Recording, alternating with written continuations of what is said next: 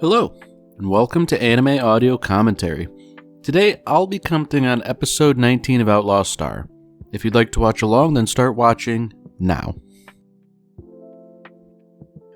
So last we left off, the crew of the Outlaw Star pulled another favor for Fred Lowe, taking part in something of a martial arts competition for women, such that the poor guy could avoid getting married to an Amazoness of a woman. And, there was a bit of a kerfuffle about whether or not Eijitan would be allowed due to being a Katarl, but after she snuck in and another Katarl snuck in, they sort of fought their way to a stalemate, destroying the venue in the process. So, sure, they did cause horrendous property damage once more. But the real upside is that Fred Lowe was no longer obligated to marry the woman, at least for the time being. So, when you get down to it, things could be worse.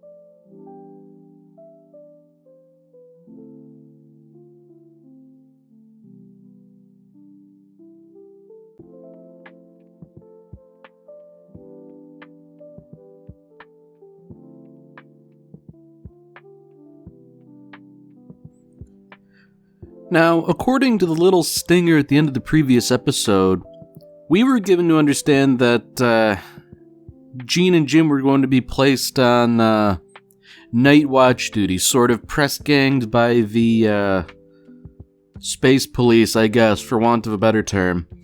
And it seems like really they're already sort of serving the same sort of role as the police by engaging these pirates here. And of course, Jean has a more, piratical view of things, where like a pirate attacks you, you defeat the pirate, you are then entitled to all their stuff. That's not necessarily how law enforcement works. And seeing as how the fuzz is now intervening, they're probably gonna prevent any looting, And the worst thing is that, the looting might well be justified, but I don't know, looting isn't necessarily conducive to law and order, and sometimes the powers that be would rather maintain law and order than what's right. And in accordance with law and order, they're sort of, not commandeering the Outlaw Star, but sort of,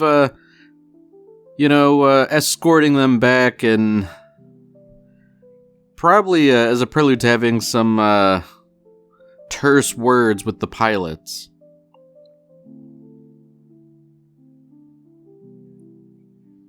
Yeah, so they're just sort of assuming the Outlaw Star is a pirate ship, and I guess in a sense they're not entirely wrong. However, they're sort of assuming the villainous intent of the crew by forcing them to disarm and, vacate the ship and all that. It really does seem like almost a case of mistaken identity, that people are assuming they've done something wrong, or a ship with a similar sort of appearance has done something, and they're just being caught up in it.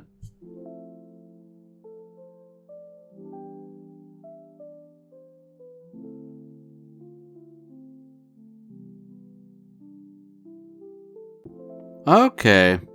So Melfina's found something a wee bit interesting. That the pirate ship they were involved with has, some relation to this space station.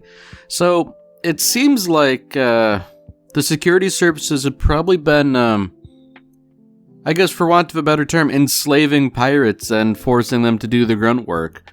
Which, it's not great, but if you have to manage all sorts of wild space, sometimes you do have to do some unsavory things.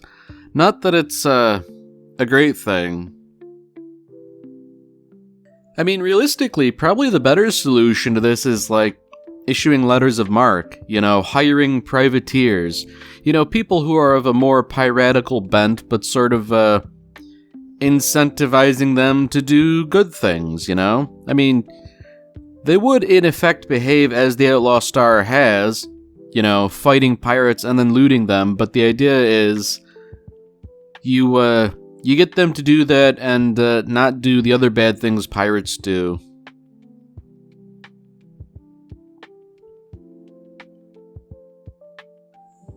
So, unfortunately, the security forces have made themselves somewhat known face-to-face to Jean and the others. It's interesting that, I suppose it's to be expected that they're kind of playing their cards close to their chest here, saying, "Oh yeah, we saw you in a fight with pirates." Now, Jean's probably taking the wrong approach here by saying, "Hey, you should thank us for fighting those pirates." But yeah, I don't know. Like when the state security services is bringing up the idea that we have video of your ship and the stuff you were doing, like that's it's probably not a good thing, They probably have evidence of what they would infer to be a crime.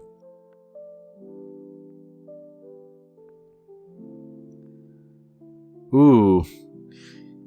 Jean's making a bit of a mistake here. I reckon flirting with the officer and mentioning that he's up to his ears in debt is probably not a great idea. Oh, okay. So here we go. Some of the other security people, they assume he's smuggling something, because, why would he have such a nifty ship while being, so indebted and all that? Like, he must be doing something. And I guess, there's a certain line of reasoning to that, but I mean, if you want to throw around accusations, you have to have a little bit more than just a hunch. Or at the very least, if you're going to go in on what you assume is a hunch, you have to be prepared that you might well be wrong.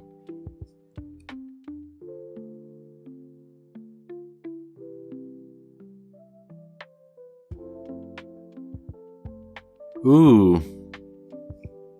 Okay.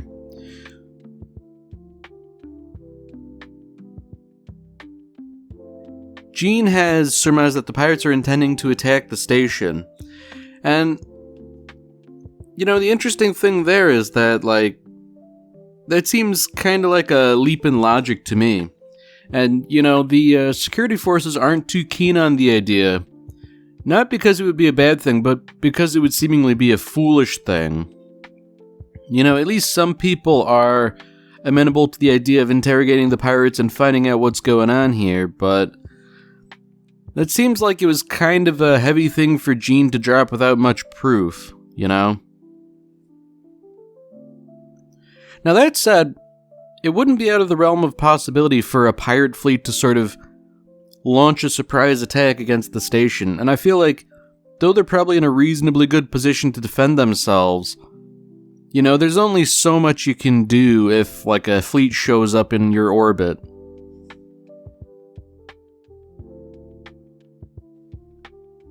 Okay, so, despite everything, I guess Jean and the others are going to be detained, so if the pirate fleet's going to be emerging here, then, perhaps they had better, square things between themselves sooner rather than later.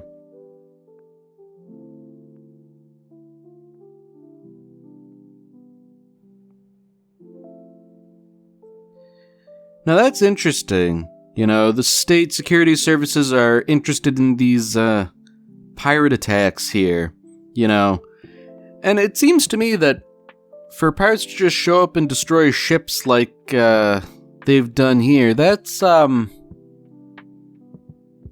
it's not unusual, but it's sort of counterproductive, because I feel like a pirate would be interested in taking the valuables and perhaps even the ship, you know, just sort of scuppering a ship and killing the crew and all that. That speaks of something else, you know, whether it's just the sheer maliciousness of the people involved or another ulterior motive, you know. Something seems to be not quite above board. Alright, so the security lady is even sort of admitting that the pirates have attacked them before. So, you know, Gene said, like, look, I assume they're going to attack you, and he was sort of scoffed at, but, like, if they've done it before, I feel like they're likely to do it again, you know? And I feel like if they are going to do it again, they're not going to make necessarily the same mistakes, you know? If they attack with 10 ships before and they were repelled, then they might attack with 15 or 20, or, you know, something even more overwhelming than that, and, you know, it's just sort of foolish to kind of, like, wave that off. Realistically, it's kind of foolish to, not do anything proactive, you know? I feel like the best thing you can do, if you're in space that's polluted by pirates, is, it would probably be a good idea to make proactive efforts to prevent the pirates from organizing, you know? Like, you don't have to, exterminate them all per se, but if you just, like, you know, send out ships to go raid them and cause disorganization, then, you know, you can really eliminate, like, a pirate problem.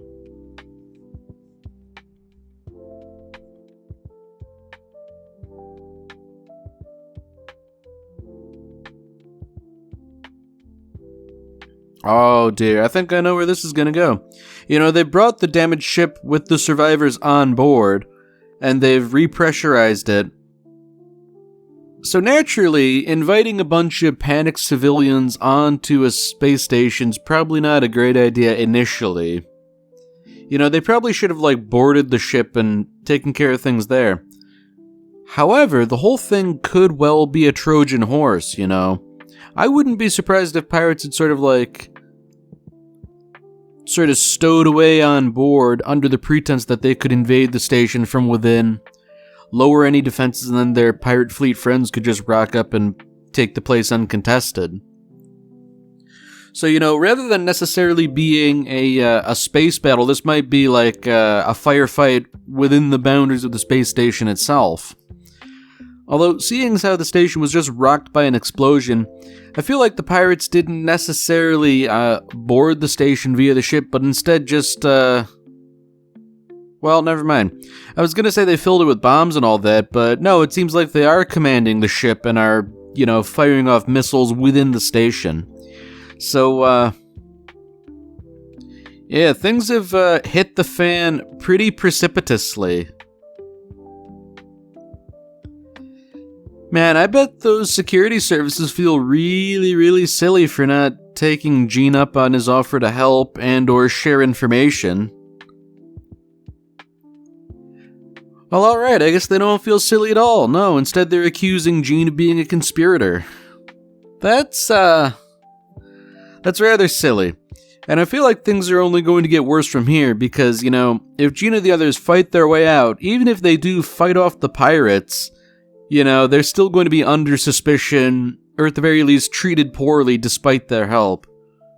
So unfortunately, it's sort of like a no-win scenario where only, like, the fairly reasonable blonde security woman is going to appreciate them for their help, and everyone else will just kinda not really like them. Deeply unfortunate, but it's kinda par for the course. Now, the salient information here is that the pirates are sort of sending a raiding fleet complete with grappler ships, and it's not necessarily the case, but your best way to fight off a grappler ship is with another grappler ship, meaning, if the space station wants to have a chance, then the Outlaw Star is going to have to sortie and take them head on. Because realistically, the Outlaw Star is a match for them, even though it is outnumbered.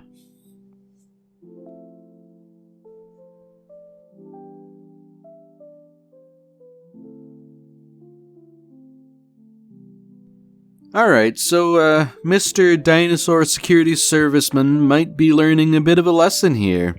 You know, pinned under rubble and all that, he's sort of in a position where he's gonna have to rely on Gene and the others to help him out here. Although, I get the feeling, he might not necessarily change his ways. I mean, I'm sure Gene's just sort of like playing around, pointing the gun at him, but it's not exactly going to engender sympathy, you know?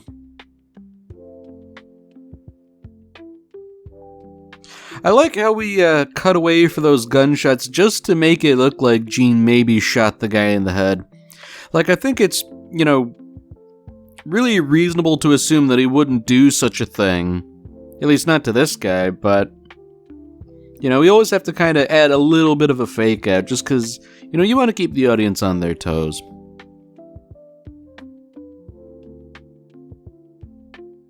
So this guy really doesn't get it, you know, asking Gene why he helped him out of the rubble, and it's like, look, Gene's not aligned with the pirates, he's generally an upstanding guy, even if he is a bit of a rogue, so like...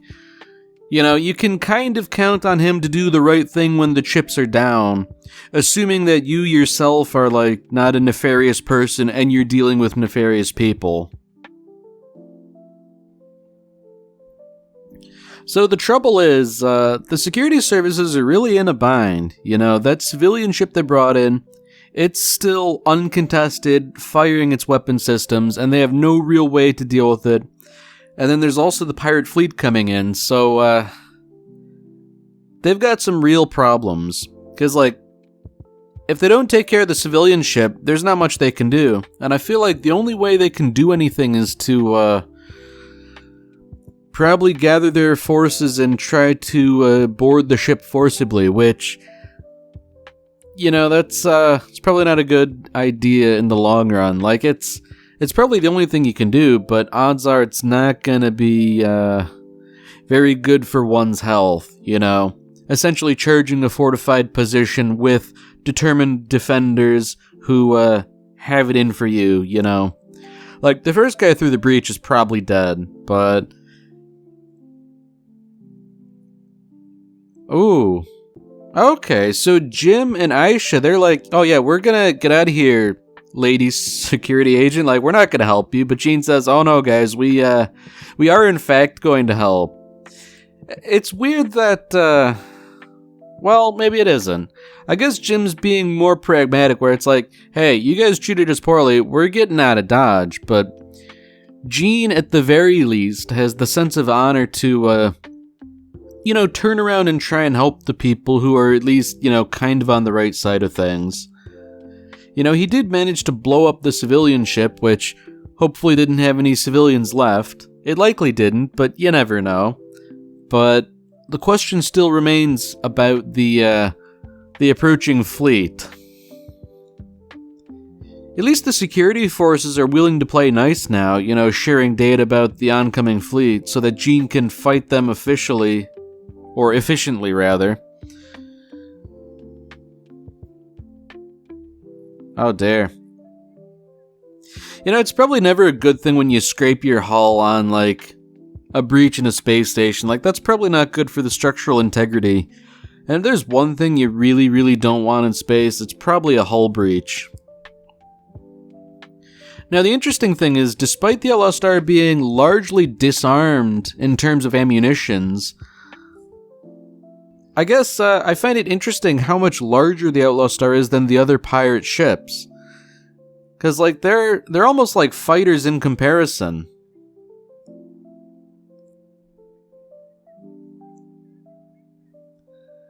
Wow, so even as they're outnumbered, you know, things are, like, pretty not bad.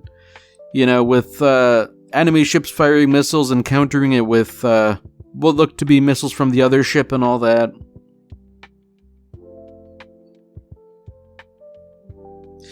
You know, that was a little convenient.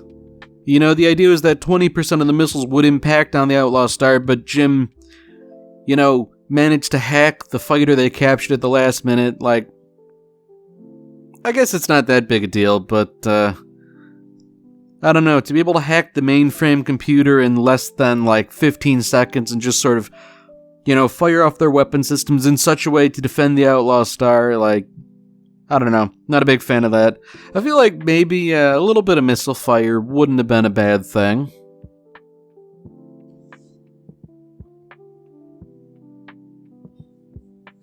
Now, of course, the Outlaw Star was still outnumbered 3-1, so, the odds on paper aren't great, but at the very least, the state security forces finally decided to, pull their thumbs out and show up in force and actually start helping. So, if things were evenly matched before, they're weighted decisively on the side of the Outlaw Star now. Although they are, shooting awfully close to the Outlaw Star for comfort, I reckon they're probably not gonna hit the Outlaw Star, but that is a little disquieting if I were there.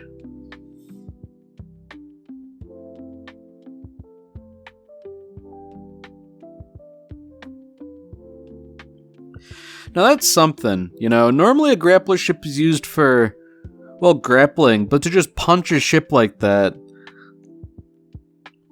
I mean, it certainly smacks of recklessness, because I feel like that's a highly dangerous maneuver to pull off, but it is telling that Gene was successful in doing it.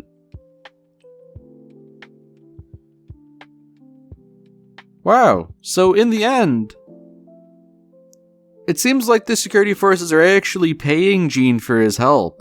So, I guess when you get down to it, everything really worked out far better than anyone could possibly expect.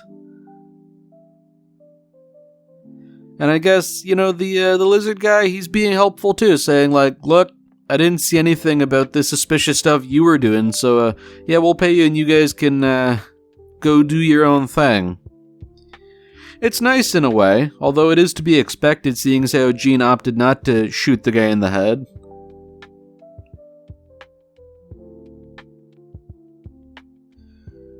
Wow, I'm glad we have the confirmation that hunting for treasure is not a crime.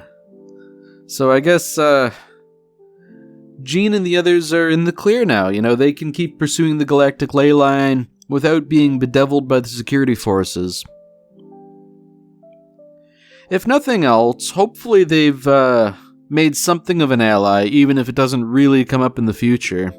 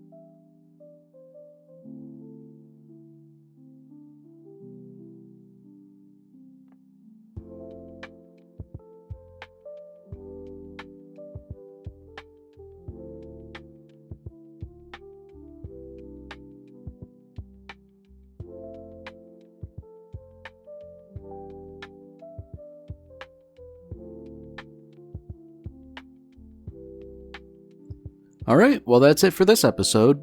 If you've enjoyed it, then by all means, tune in for the next one. See you, Space Cowboy.